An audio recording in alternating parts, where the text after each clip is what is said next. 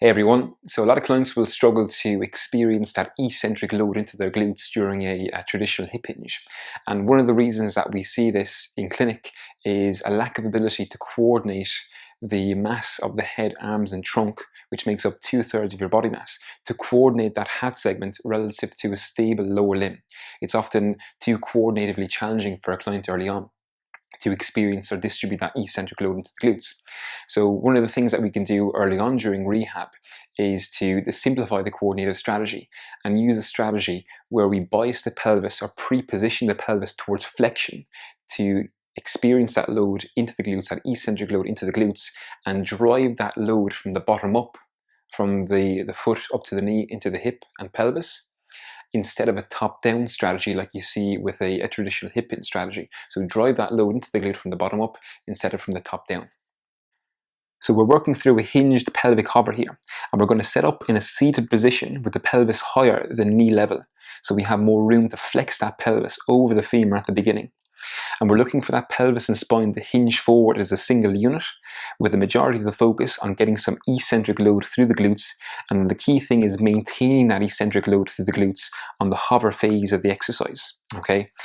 And we have the wall in front, so we don't have to worry about controlling our balance. The hands are positioned on the wall. We're going to challenge the glutes on one side first, so we have whole foot contact on the target side, and then we'll tuck the non-target limb under the chair.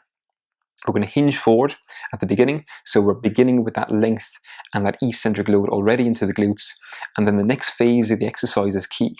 We're going to build that pressure through the whole foot, but with a particular focus on the forefoot, and then build enough pressure to unweight the pelvis from the surface, and then hover from the surface for at least 5 seconds before setting it back down.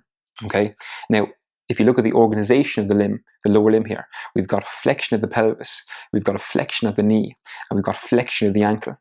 Okay, and then on top of that flexion coupling across those three joints, we're generating an extension force into the ground via plantar flexion, via knee extension, and femoral extension as well, but without too much movement at those joints. And because of the pelvic hover, we're getting a little bit more excursion of the femur here, which helps us get that load into the glutes. But again, the key is maintaining that pelvic flexion as we hover the pelvis. Okay, so that we can continue to bias that eccentric load into the glutes as we build that extension force through the femur and through the knee and through the foot segment. Okay, so with clients, we like to perform 6 reps of 5-second hovers for 3 sets in total.